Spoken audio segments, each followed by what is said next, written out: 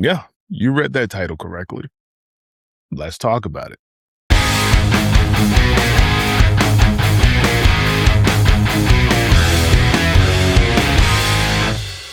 Hey guys, welcome back to the Bargain Collector. I'm Justin Ramon Finney. Come on in, kick your feet up, hit the like, and definitely hit the subscribe. I used to have this conversation with my buddy Rick, and trust me, we're gonna go into a lot of my thoughts on the movie, but I want to say this is my chief reason for the tag of my thumbnail. My problem with Superman has always been the guy is stronger than everybody, and essentially every villain he's going up against in most of these movies, it's almost like the guy is a bully. Okay. I know that you have to keep in mind also, I've never read the comics. I think I've read one Superman comic, and I think it was the death of Superman. It was when he fought, uh, what was the guy's name? Apocalypse, Calamity, something another. I don't know what his name. Doomsday. I think this was his name. That's the only comic I ever had of Superman and never read of Superman. So I don't know much about his personality in the comics, but I do know when you watch his movies, he, other than Christopher Reeve, the guy's like a bully. Okay. That being said, we always do this thing where he's been super powered, and then when they try to make it a good match, they make him super powered, then they take away his powers, and then we see how he acts when he has no powers. And usually he's not very effective in anything when he's lost his power. Maybe he can give you a good morale boost or something like that, but essentially in a battle he is ineffective without his powers. Now, Millie Alcock's Supergirl, on the other hand, is the opposite. We see her in this film when it starts without her superpowers. And she is okay with not having any superpowers and still running headlong into something and just dealing with it as a person with no superpowers. As a matter of fact, we go a good stretch of the film without her having any superpowers. And it doesn't stop her from kicking the crap out of somebody and not really saving the day, but certainly having some sort of moral code that she upholds without superpowers. And that for me made her a far more interesting character in that regard than Superman. Because if I had neither of them, if I had the two of them and neither of them had their superpowers, I would pick Millie Alcock's Supergirl over any of the Supermen. That is the basis of my thumbnail. Sorry, I got something in my eye. But that's the basis of my thumbnail. Now, let me talk about some of the actual criticisms of the film. The ones that I feel were warranted. Maybe I don't know if I want to use the word warranted, but let's say that I can understand where the criticisms, good or bad, were coming from with regard to the film. I would say right off the bat, one of the more consistent negatives that I've seen discussed by a lot of reviewers has been, well, her relationship with the dog. We're supposed to believe that she's going to travel across the universe tracking down an antidote for the poison that he's been given. But we don't understand why she has such an emotional attachment to the dog. And we don't discover that until way later in the film, and yada, yada, yada. I don't agree with that. And I'll tell you why. I'm coming from two places as opposed to one. Most people are coming from I like movies, and so I'm watching a movie. And that's whether they are hyperbolic for or hyperbolic against. In general, I think and I hope they actually like movies, and that they aren't going just to hate something or love something, but to actually watch something and enjoy something. I'm hopeful. So let's hope that this is what it's about. To bring that up, I understand it from I just like to watch movies and enjoy movies.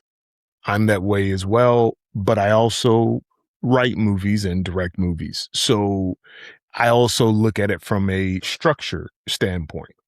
And the reason why the film doesn't spend like a decent amount of time trying to build up her relationship with the dog rather than just show you in the very beginning, they show you maybe, I don't know, 2 minutes, maybe three of their journeys and everything, trying to cram it all into 2 or 3 minutes and show you having a good time, show you her having a good time with the dog and enjoying the dog's company and playing with him and loving on him and stuff. They do that in lieu of making that first 10 to 15 minutes or 20 minutes about the dog. And the reason why they do that, just so you know, in case you care, is when when a story is structured, it is structured in such a way where the first 10 minutes of the film usually shows you one of two things, sometimes both. They show you the world that this character exists in, what the threat is, and all this other kind of stuff. And usually that's on more of a horror movie, something like they'll show you what the threat is and show you why you should be afraid, because it's more about you as an audience member than it is about the character in the movie. But when it's more about the character, they want to show you that character's world, what they hold true. The oftentimes they'll show you the lie that they've told themselves, the lie that they have to find out isn't true as the film goes along. That usually happens in that first 10 minutes. So if they spent that time trying to cram in her origins, like in terms of what happened on Krypton, and then that's her connection to the dog, and now showing you her journey with the dog and her being introduced to Superman's corn. If they do all of that, that's the first 15 minutes of the film. And I think that then you try to, after that, show you her current world, and then after that, show you the threat. You're talking about you're 30 minutes in and everybody's looking at their watch, because nothing as far as that's going to grab you and hopefully hold on to you, grab you by the throat, that isn't really going to happen. You're going to wait a little bit longer before the inciting incident happens or anything else. You have to wait so much longer for that to happen. So that's the main reason why. Well, it's a coyote, I think. It was a very loud coyote, but that's the main reason why they don't just go steal the coyote. That's the main reason why they don't go into his relationship or her relationship with the dog right away. That's why they don't tell you everything that happened on Krypton right away. That's why they also don't show you her in Corn right away. They save that and sprinkle it throughout the film so that you can grab that when it's necessary, when it's time to move to the next emotional beat of the film. Okay. Again, I can understand why that criticism was provided, but I'm telling you why it happened the way that it did. And in actuality, I think it worked for the story to do it that way. And the other thing that has been heavily criticized is how messy the character is. There's this criticism of how messy of a character she is and how messed up her life is, and she vomits in a scene, and then in another one she pees with the door open, and it's just, for a lot of people, they were saying, what kind of a role model is this for young girls to see? And it's first of all, this same criticism is coming from people who already hated the movie before it came out. They had already made up their mind to hate the movie. So any little thing was going to be a very heavy criticism for them. So her being messy is, she has to have a hero's journey. Okay. Every hero does. If they don't have a hero's journey, then they're not a hero. That's how it works. You gotta see them overcome not just the villain, but themselves. And oftentimes the villain is a reflection of their life and the thing they have to overcome. Remember when I told you about that lie?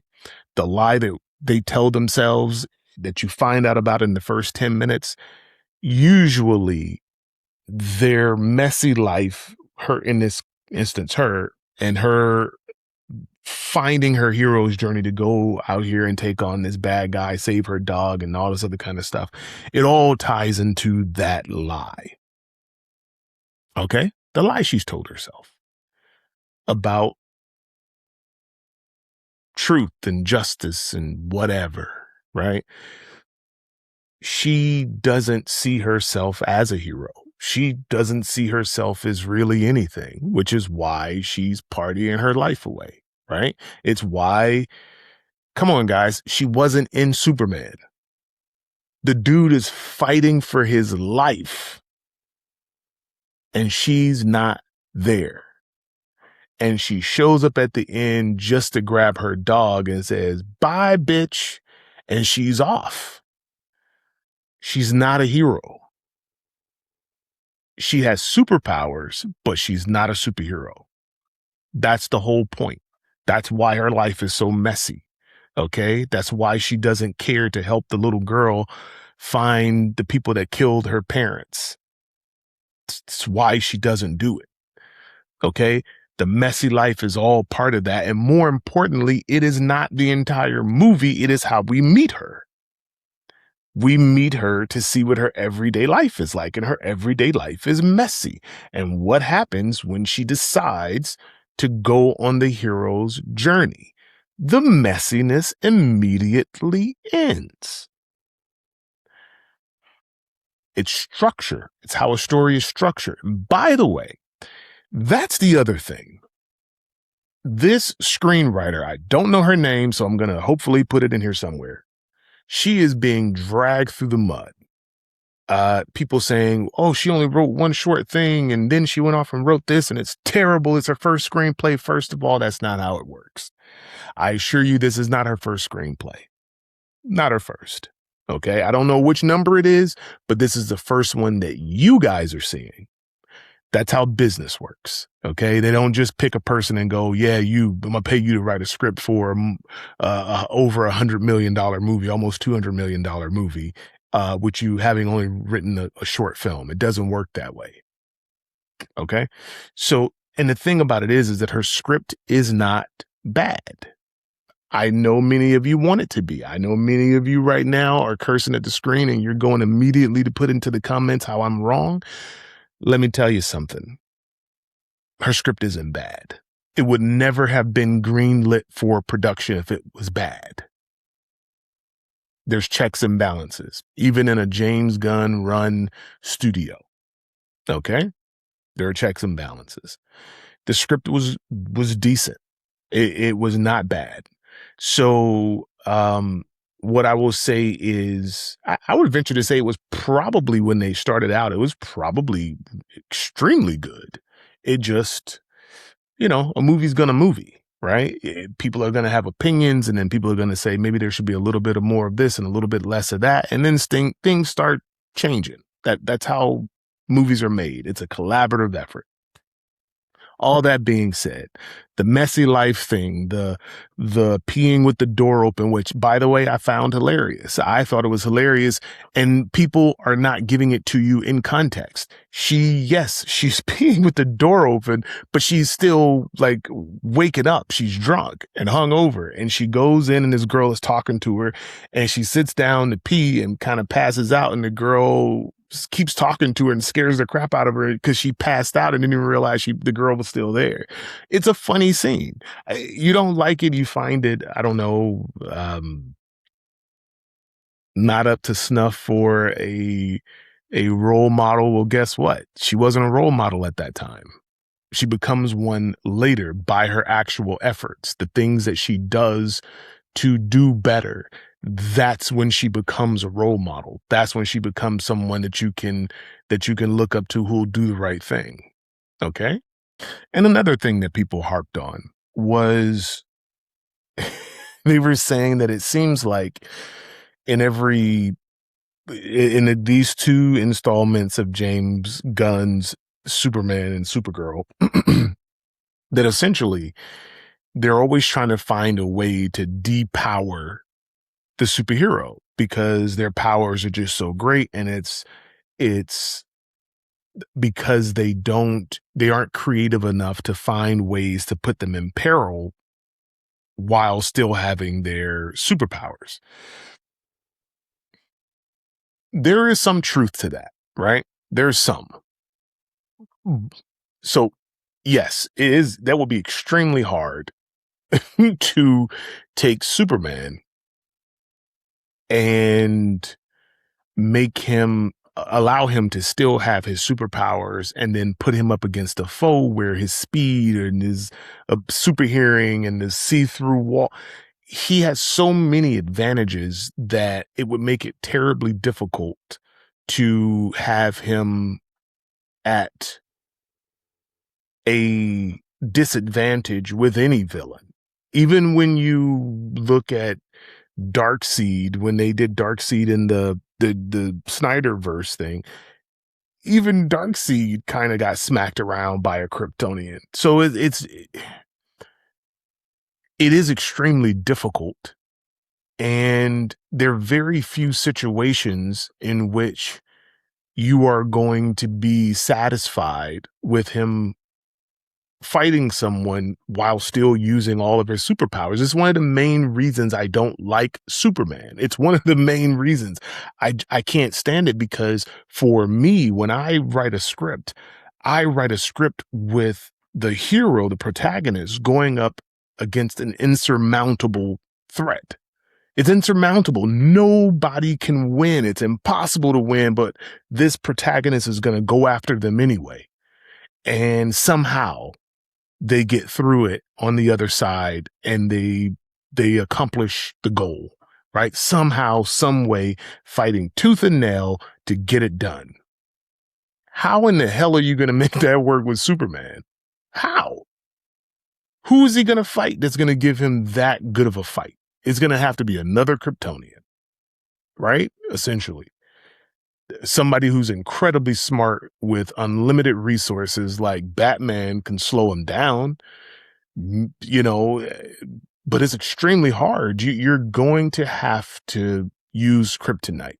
You're going to have to weaken him, and that's how it's going to have to be, or else it's impossible to fight him. So yes, it is difficult to creatively find ways to have Superman fight a villain using all his superpowers and still hit the beats of a hero's journey, right? Still hit the beats of a story, a 3-act structure, where in the second act, he has to look like he's going to win, and then he's defeated and has to regroup and figure it all out. How are you going to do that if he's freaking Superman? Okay. So that being said, I can understand where they're coming from with that criticism. Does it apply to Supergirl? I don't think that it does. And here's why. Because in Supergirl, we start the film with her on a planet that doesn't allow her to have use of her superpowers. So there was no trickery involved to get rid of her superpowers. She's just on a planet so she can drink. She goes from planet to planet with a red sun or whatever. And it allows her to be able to drink alcohol and actually get drunk. So nobody tricked her. She's there of her own free will. And to be honest, as I said at the very beginning of this talk, is that she doesn't even need her superpowers. She is very capable of fighting without any use of weapons or anything else. She is a very capable fighter, which is why I said I like her more than Superman. Superman with no powers is just a guy getting dragged. Hell, in James Gunn's universe, even with his superpowers, sometimes he's getting dragged. But she put up a damn good fight. So Yeah, I don't feel that criticism is valid on her per se. I would say later in the film, they do a few things that they have to slow her down a bit. And so, yeah, at that time, they have to do something to remove her powers or at least slow her down quite a bit. And then she makes the mistake of following somebody to a planet that is, I don't know, it's on a green sun or something. I don't know. I think that was the thing. It was on a green sun. And so that weakened her quite a bit. But in the end, she still kicked major butt. I, I I can only imagine how difficult it is to try to write something for Superman. That's a very tough ask. And even for Supergirl, it's a very tough ask. But I think in this particular iteration of Supergirl, I think the writer did a great job.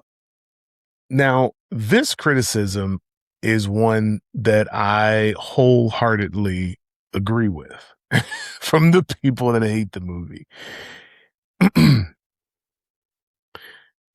Hollywood has a certain tone deafness.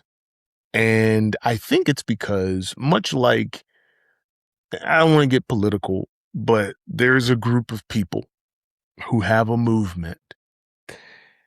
And I think it's a very dumb movement, but they all get together and they talk to each other, and so all their ideas sound smarter than the next, right?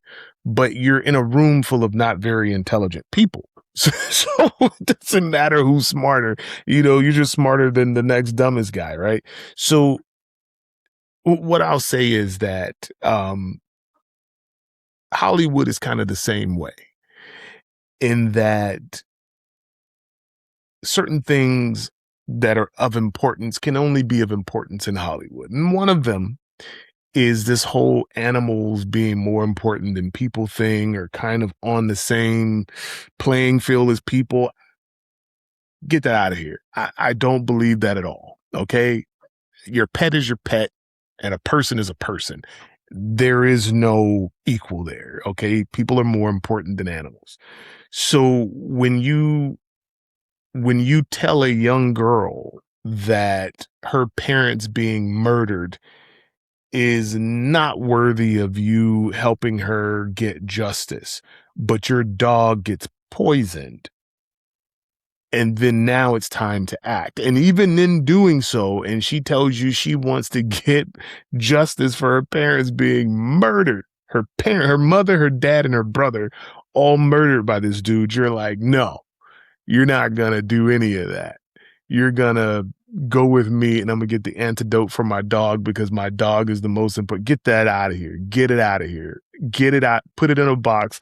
Go to the post office. Pay for the shipping, and send it straight to shit. I am so frustrated by seeing this so much in Hollywood films. For me, of all the things that I saw in the film that made me instantly frustrated, that was one of them. So yeah, I can see where that criticism is very, very valid. Poor writing choice. I think it would have been, just from a writing standpoint, I think it would have. Well, you know what? To be honest, as I said before, it's likely that wasn't her idea, because I can't imagine a writer sitting down and thinking that's a good idea. I can't imagine an executive at a company going, "Hey guys, we gotta rope people in and make them feel something. So put the dog in jeopardy. Screw this girl's parents." Like, that's not a good enough reason.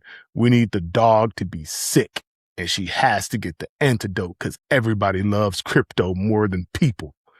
Like, that seems like a very Hollywood thing. Um, so yeah, I would hope that wasn't the writer's choice to put that in the film. That criticism was certainly very valid.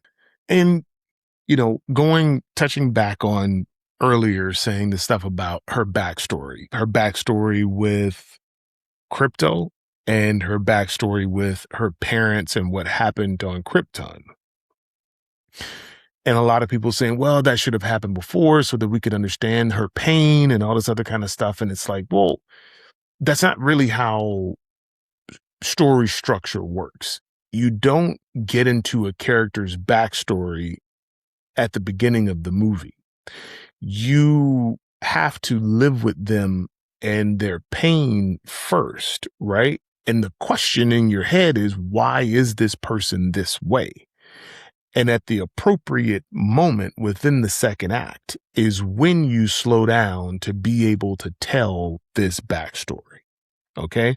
Now, granted, I think that the editor did a pretty good job of sprinkling some things here and there, but essentially you find out the bulk of her backstory in the second act, appropriately so. That's where backstory goes. If you start a film off with telling someone's backstory, it's going to weigh things down quite considerably. Okay. So if you really take the film and start carving it out and put it down with a map of how you write a story, this is what you're going to get. Now, that being said, because now I'm thinking about it, that's what's at issue here. Okay. Is that writing a screenplay is kind of like a magic trick. Okay. You're going to have to, like, let's say I got the thing right here in my hand and, I got you talking and you see this here and I'm gonna close my hand and blow on it. Ooh, it's over here. Like, the magic trick is you got to build a rapport with someone, right? You got to make them feel cool. You're making eye contact. Oh, you'll never be able to figure this out. Right, right, right. And you keep them engaged over here while the mechanics of the trick is going on that they can't pay attention to because they're so engaged on what you want them to be engaged on. That's writing. Writing is a magic trick. And unfortunately, sometimes people will take a script and they'll take an idea and they'll put the plot points right where they're supposed to go. And then they'll hit this beat, hit that beat, hit that beat, hit that beat. And that's when you hear people say it's so formulaic. It's formulaic because you can see the beats. They didn't do enough sleight of hand. And just one more thing about plot points and stuff like that. Only because people keep bringing up the vomit scene. If you haven't seen the movie, but especially if you have, because now I'm looking at you, the vomit scene had nothing to do with her being drunk. It had nothing to do with her being messy. She was poisoned by somebody. Poisoned. And she's still trying to fight to save someone. Okay? In my eyes, that's a valiant effort that you've been poisoned and you're still trying to fight and save the day and whatever. To have someone reduce that to just, and she's so messy and then she vomited and then she peed on the toilet with the door open. It's like, geez, man, don't reduce it to that. Don't in your haste to be hateful towards the film, reduce that action to that. Because it was within context, it was appropriate, and it actually showed her valiant effort to stay in the fight, even though she was drugged. On to Krim, the villain.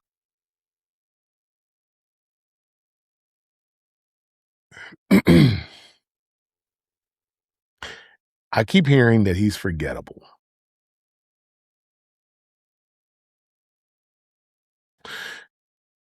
I want to ask you guys, in the superhero movies that you watch, when I say name the villain in the Marvel Cinematic Universe, most of you are going to point to Thanos, right? You're going to go, Thanos, oh my gosh. Okay, outside of Thanos,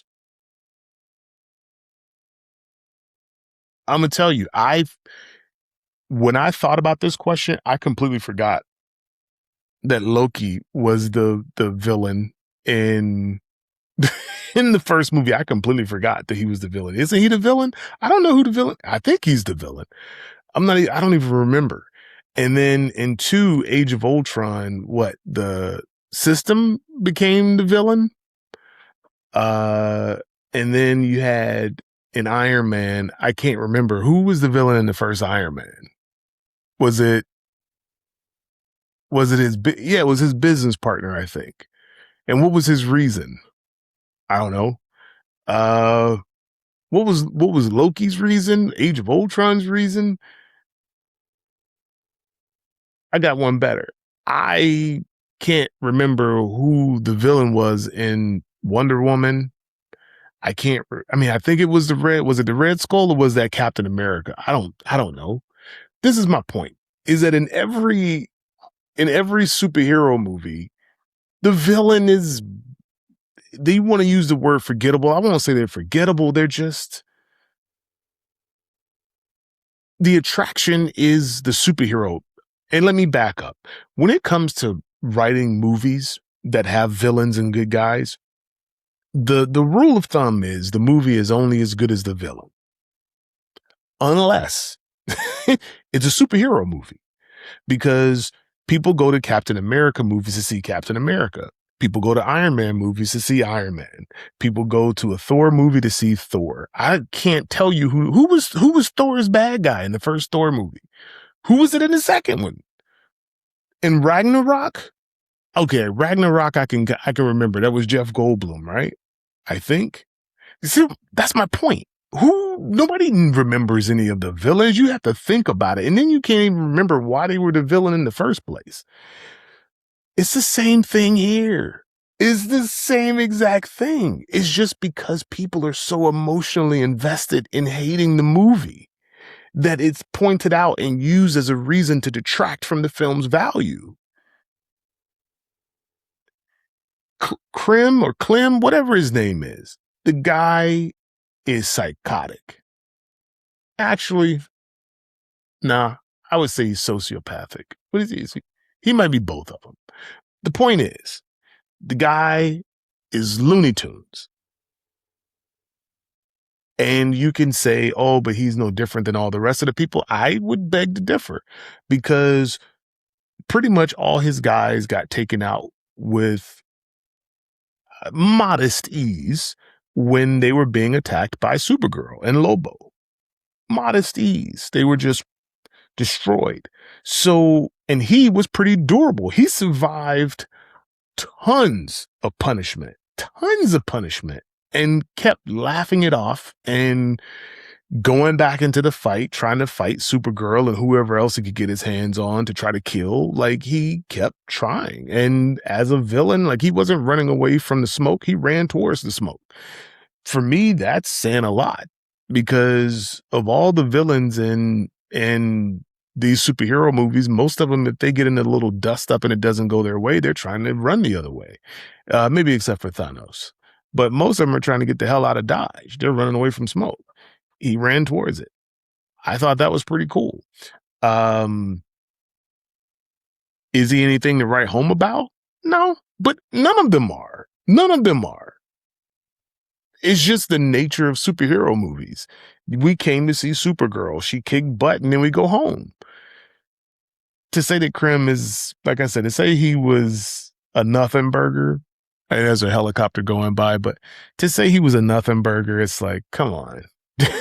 Like, you digging for reasons. It'd be different if the guy was, an accountant trying to steal some money and then she just lasers him and he's dead or whatever. But the guy was a pretty formidable villain, and to anybody else, he was able to handle them with relative ease.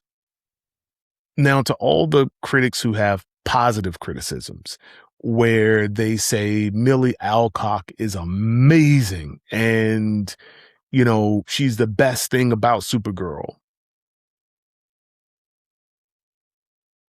Now, that, to me, that's a bit hyperbolic. I think that she does very well in the film, but then again, I thought everybody did very well. I didn't think I know a lot of people are attacking the little girl who she was working with or whatever, traveling with, but I didn't think the little girl was all that bad. I didn't think anybody was all that bad. I didn't think anybody was all that great either, and that's including Jason Momoa. I thought he Momoa'd the screen. I think that he definitely acted. I don't I don't even know if he's acting. I think they give him lines and they say, "Can you say these lines?" And he goes, "Of course I can." And then he just does Jason Momoa saying some lines that he was given. Um, but that's not to detract from the film and say that they weren't good. I think everybody did a serviceable job. Some of them did better than others. I think Millie Alcock did better than others, but then again, she is becoming a leading lady. I think she's still got a little bit more to go, a little bit ways to go to feel more comfortable and really take up the screen. I think she's got a little bit further to go with that, but for all intents and purposes, I think she did pretty well. Um, yeah, but I think it's hyperbolic to say that, she is the absolute best thing about the film. I think the film is the best thing about the film. I think all ingredients work towards the whole, right? You can't try to make a cake and say, eggs are the best thing, so it doesn't matter about the flour or anything else. No, because if you did that, you just have eggs, right? You wouldn't have a cake. So, she did well, but I think the film overall, the movie, you know what I mean? It movied. It did its thing. Um, I think this whole thing on the converse with people saying that, "Oh, it's great that she was messy. Finally, a character who's messy, and they don't have to be pretty, or they don't have to be perfect." And it's like, nobody asked for her to be perfect, and pretty is subjective. There's a lot of people who are clowning Millie Alcock's look. I think that's very low. I think you are trash. Anybody who put that Neanderthal face up and said that was her, I think you are absolute trash. And if you want to, you can message me and we can talk about it offline. Um, let me know what city you're in and we can talk about it in person. I think you're absolute trash. I've never, that's bully mentality. Um, I think you should never resort to something like that. And if you do, you're the lowest common denominator. Um, Lowest common denominator. Anyway, looks are subjective. You can think somebody's okay looking to somebody else. That person is the most gorgeous person I've ever seen in the world. So to say your character has to be beautiful and perfect and all that, no, they don't have to be. What they have to be is believable. They have to be believable in the role. And I don't think every character needs to be messy. I think that in this film, her being messy in the beginning of her journey to becoming a hero was necessary. I do not think in the next film she needs to be messy, because then that is sending the wrong message. Does that make sense? Um, yeah, that to me is sending the wrong message if you want her to be that all the time. I think that there is this other side of it too, where her comments have rubbed people the wrong way, and it made them root for this film to fail. I had somebody in my comment section say, "I don't need so." It was to say, what did the person say? It was pretty funny line you delivered. I just think it was misguided. But you said, I don't. If someone is squatting over my plate, I don't have to watch it, fall before I know it's a turd or something like that. Well, see, that's the problem, is that you assume somebody was squatting over a plate. I don't think she said anything that was anti-male. Even her comment, I read her comment where she said something to the effect of, uh, there's no man and there's no love story in the film. And to be honest, where would you have put it? There was never a moment in this film for her to have met a dude and for them to have a relationship that blossoms or even get into it with each other. When would it have happened? When? If you know, please drop it in the comments. There was no place for it. So for her to say that, I don't think she meant that there shouldn't be men in movies or love interests in movies and that it doesn't have to always be it doesn't have to ever be about romance. She just said in this film there's no that.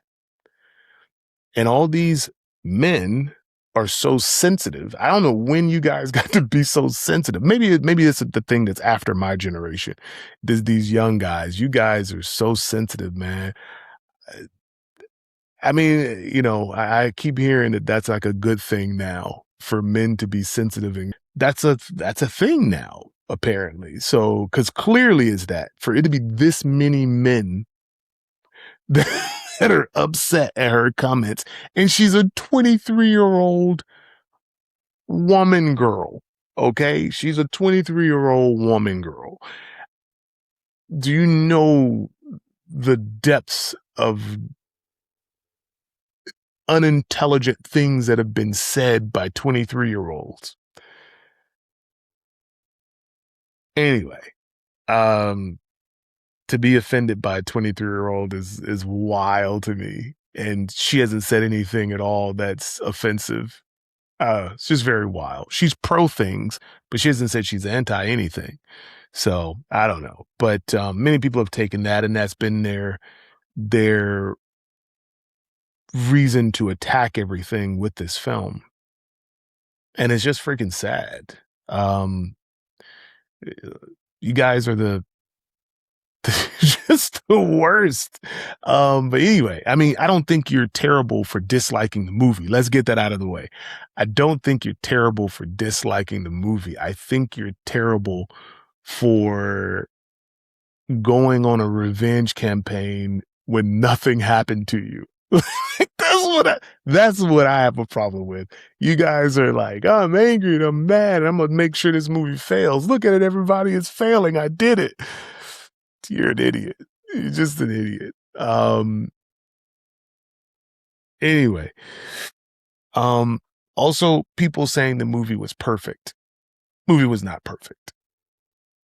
Not by a long shot was it perfect. Uh, the movie the movie is good. I would classify it as good.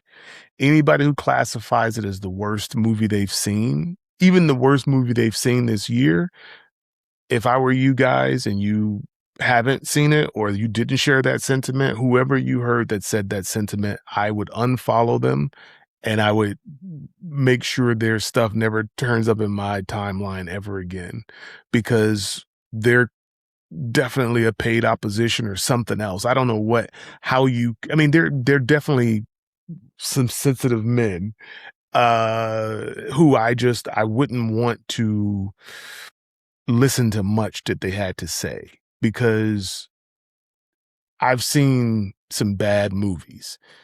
And if Supergirl is the worst movie you've ever seen, then you've only seen two movies. You must have seen Citizen Kane and then you saw Supergirl. That's the only way it could work.